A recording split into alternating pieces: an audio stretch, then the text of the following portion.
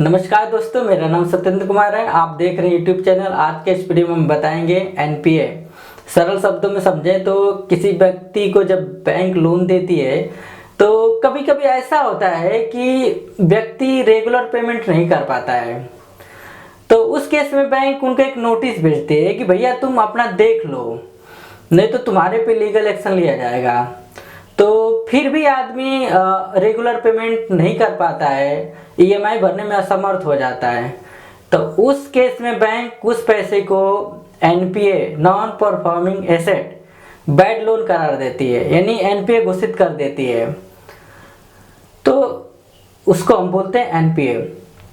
अब हम समझते हैं एक एग्जाम्पल।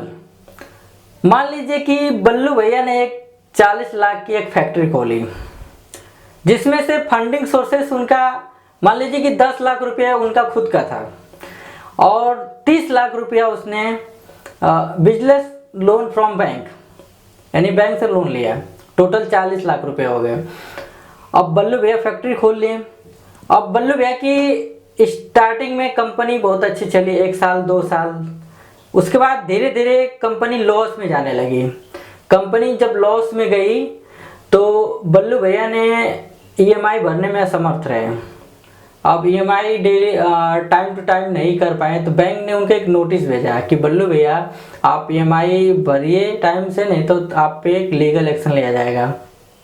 उसके बाद भी बल्लू भैया ईएमआई नहीं भर पाए तो बैंक ने 30 लाख रुपए का एनपीए, नॉन परफॉर्मिंग एसेट, यानी बैड लोन घोषित कर दिया। तो अब मान लीजिए कि बल्लू भैया का तो एनपीए घोषित कर दिया। अब बैंक अब बल्लू भैया के साथ क्या करेगी? तो 2002 में एक एक्ट लाया गया था, सरफेसी एक्ट।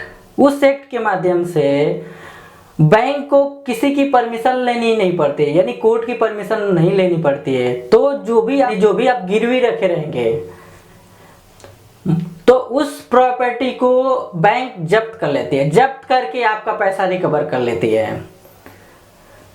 तो इस तरीके से वो पैसा पर रिकवर कर लेते हैं। लेकिन कहना मैं चाहूँगा कि अगर बैंक रूल सबके लिए लगा रही है तो मान लीजिए कि हमारा पब्लिक सेक्टर बैंक है, सबसे ज़्यादा एनपीए के चलते बैंक डूब जाती है। Public sector means government bank, तो डूब जाती है तो उसको बैंक रिकवर क्यों नहीं कर पाते? क्योंकि वो लोग ऐसे फ्रॉड लोग हैं जो फ्रॉड करके भाग जाते हैं, जैसे कि विजय माल्या, नीरव मोदी।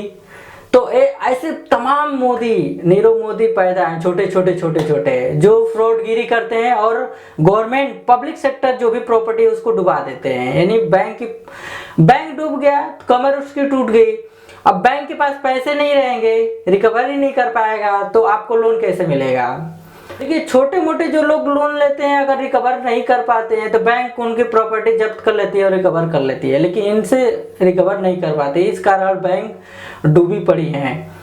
तो आज के इस वीडियो में बस इतना ही। आई होप ये वीडियो आपको अच्छी लगी तो प्लीज़ लाइक करिए और चैनल को प्लीज़ सब्सक्राइब कर लीजिए। Thanks for watching.